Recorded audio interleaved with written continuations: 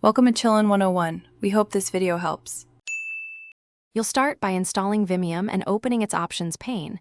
This gets you into control quickly. Once done, enable link hints and smooth scrolling so you can navigate without touching the mouse. You should also pick hint characters that are easy to type. This reduces finger travel. Make sure to keep default Chrome shortcuts in mind because Vimium overrides some keys by design. Adjust conflicts now so subsequent steps work predictably. You'll practice core commands to build speed. Press F to follow links and F to open links in a new tab because that preserves context. Use J and K to move line by line, H and L for small horizontal moves, and G or G to jump to the top and bottom. These mimic Vim motions for muscle memory. Once comfortable, open the command palette or remap keys in Options. This lets you tailor commands to your workflow, so navigation feels seamless.